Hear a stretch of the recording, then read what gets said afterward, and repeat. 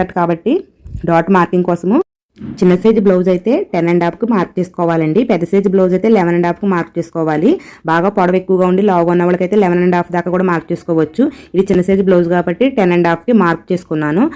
ఇది చిన్న size blouse కాబట్టి 3.5 ఇంచెస్కి మార్క్ చేసుకున్నాను. ఇది ఏ సైజు బ్లౌజ్ అయినా సరే మీరు 2.5 ఇంచెస్ పెడితే సరిపోతుందండి. ఈ విధంగా 2.5 ఇంచెస్కి ఒక మార్కింగ్ చేసుకోవాలి. తర్వాత డాట్ వెడల్పు అయితే మార్క్ చేయాలండి. ఇది కూడా మనం బ్లౌజ్ సైజు పెట్టి చేయొచ్చు. చిన్న సైజు బ్లౌజ్ అయితే 2.25 పెట్టొచ్చండి. మీడియం సైజ్ అయితే 2.5 పెట్టొచ్చు. పెద్ద సైజు బ్లౌజ్ అయితే 2.30 పెట్టాలి. బాగా పెద్ద సైజు ఉండి చెస్ట్ ఎక్కువ వాళ్ళకైతే 3 కూడా పెట్టొచ్చు. ఇది చిన్న సైజు బ్లౌజ్ కాబట్టి నేను 2.25 అయితే పెడుతున్నానండి. ఈ విధంగా డాట్ వెడల్పు మార్క్ చేసుకున్నాక మనం పొడవుకి ఒక లైన్ అయితే కొట్టుకోవాలి. ఒక మార్కింగ్ చేసుకుని లైన్ కొట్టుకోండి. ఈ విధంగా మనము 1.5 మార్కింగ్ చేసుకుని లైన్ కొట్టుకుంటే మనకి మార్కింగ్కి పైన మనము 10.5 ఇంచెస్కి చేసుకున్నాం కదా, ఆ మార్కింగ్కి స్ట్రైట్గా లైన్ అయితే కొట్టేసుకోవాలి. ఈ విధంగా డాట్ని అయితే మార్క్ చేసుకోవాలి. అలాగే